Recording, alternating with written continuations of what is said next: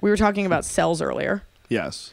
So this is something that I feel like Red Band would talk about, and this might be this is interesting. A New York Magazine article did a piece on this new technology in the vein of artificial limbs. They are now able to grow artificial vaginas. Holla. So I'm going to read you this quote. You take cells, because if I paraphrase it would just be me saying like a lot. You take cells from external genitalia and you're creating the scaffolding that you place the cells on, and then you implant it to actually create the cavity, and the body takes to it. 2 of the 4 women that have undergone this procedure were able to menstruate. Whoa. Which I don't know why you'd want to menstruate if you weren't before. Well, is there a clip? Did I send a clip?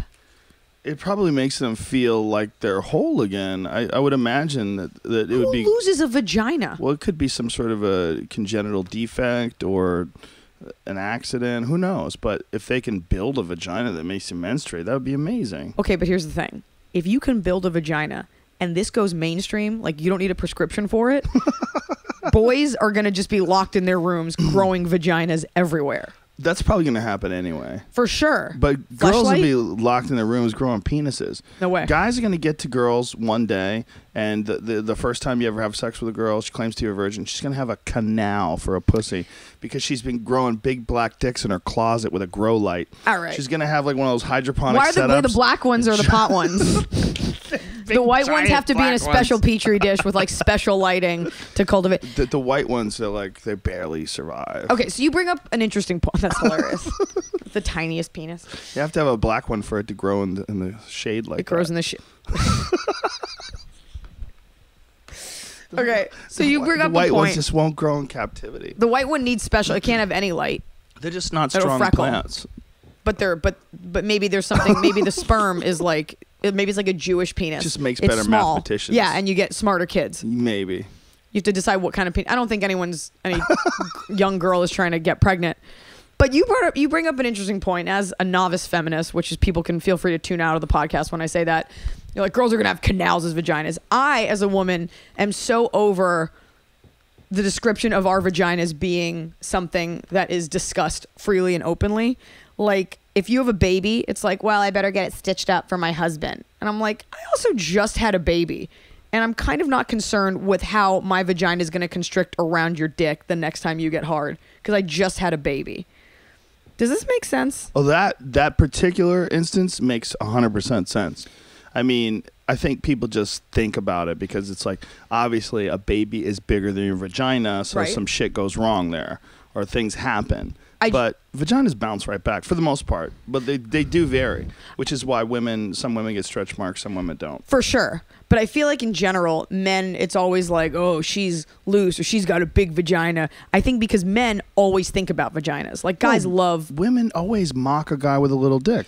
If you see a guy in a Ferrari, what do you say? You know, oh, good luck with your fucking little dick. I say he looks fiscally responsible and he's invested money in an Italian sports car. I just think it's interesting, because what makes this world turn is men's genetic predisposition to always want to have sex. That's what makes the world turn, you think? It's the root of everything. Right? It's a good... Yeah. But isn't it also women's desire to be with those men? Because if it wasn't that, then the men would have no motivation. Absolutely. But at the root of our desire, it's not so much... Like, for guys, it's sex. It's that release. Mm-hmm. You guys dream about the P word and vaginas and fucking, and we're sitting there thinking about, like, fun apple picking and, like, shoes. Not all girls. There's some dirty girls out there. But after the sex, we want to do that.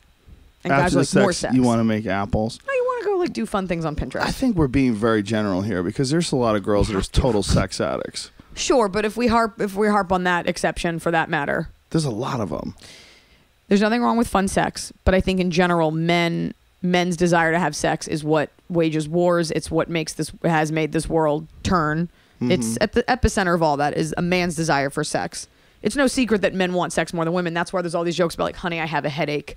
Right. You know, like my wife won't have sex with me, because for women, it's less about sex. I like sex, but I think I like sex less than the average woman likes sex less than the average man. That's interesting. Maybe, you know, the way, I don't know. I think it's we're obviously generalizing in a big way, but a good. Don't tweet me with I'm a sex addict and I'm horrible. Don't tweet me with that. A good reinforcement of that is just look at like what happened with the Spartans and the Roman Empire. When there was no women, they fucked each other. And now we have Trojan condoms.